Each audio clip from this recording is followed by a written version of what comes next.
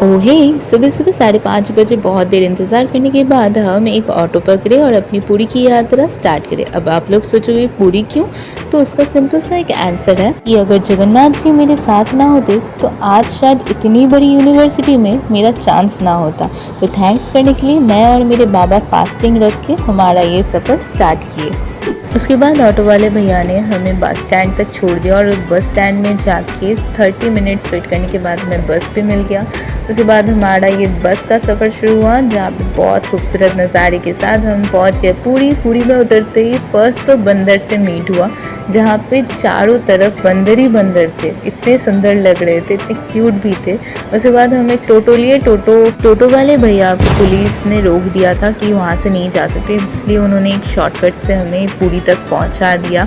तो पुरी तक पहुँचाने में बहुत सारी रुकावटें आई, फिर भी हम पहुँच ही गए। पुरी का नज़ारा बहुत सुंदर था, उसी के साथ यहाँ का टेम्परेचर जो था बहुत ही हाई था। फिर भी एक बहुत ही अच्छे पंडित जी से हमारी मुलाकात हुई, जिन्होंने हमें बहुत सारे विधान दिए कि कैसे अपने जीवन में आगे बढ़ते हैं। ये सारे ज्ञान भी दिए और बहुत सारे हमारे हेल्प भी किए। लाइक वहाँ पुरी में मुझे पूजा वूजा सब उन्होंने ही दिया था। और फिर हम रिक्शा में चढ़ गए। रिक्शा वाला हमें पुरी का बीच घुमाने वाला था, तो सीधा हम चले गए सी बीच पे उतरते ही हमारे पास ज़्यादा तो टाइम वैसे था नहीं, फिर भी मेरे पापा ने कहा कि सामने तक चल, सामने समुद्र का पानी देख के फिर हम रिटर्न करेंगे। तो वैसे ही पापा का इंस्ट्रक्शन लेके हम सामने तक गए। सामने जाते जाते हमने बहुत ही क्यूट शंख देखे। मुझे तो ख़रीदने का मन कर रहा था, बट पापा एक भी हमें ख़रीदने नहीं दिए। तो क्या हुआ, चलो नेक्स्ट टाइम आएंगे तब खरीदेंगे। और यहाँ पे एक कुत्ता आराम कर रहा है। सामने बहुत ही ब्यूटीफुल नज़ारा था सी बीच का। और तब तक बहुत सारे दुकान बंद थे, क्योंकि इतनी ही हाई टेम्परेचर थी वहाँ पे, मतलब पैर भी नहीं रखा जा रहा था। फिर भी हम गए, बहुत ही अच्छा लग रहा था जाके। इतना अच्छा समुद्र का पानी था, बहुत अच्छी लहरें थी।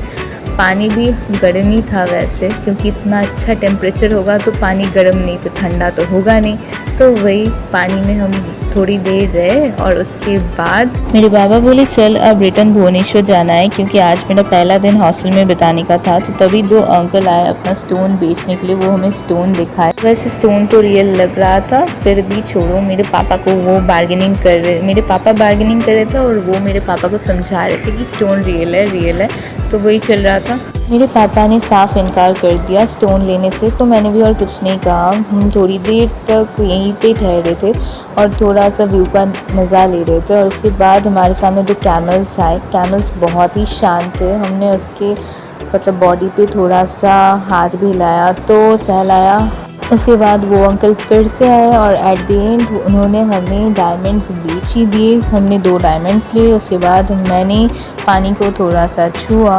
फिर मैं और मेरे बाबा चले गए रिक्शा में। रिक्शा वाले अंकल हमें बस स्टॉप तक छोड़ दिए। जाते जाते हमने रास्ते में जो इतनी अच्छी कारीगरी है, इन नज़ारों के मज़े लिए। और उसके बाद बस में चढ़ गए थे राइट टाइम में और हमें सीट भी मिल गई थी। उसके बाद बस हमें भुवनेश्वर तक पहुंचा दिया। भुवनेश्वर में उतरते ही हम ऑटो में चढ़ गए। ऑटो हमें गोली चौकी तक छोड़ दिया और इसके बाद होटल में जाके हम थोड़ा रेस्ट किए, नारियल पानी पिया और उसके बाद मैं मेरे हॉस्टल पहुंच गई।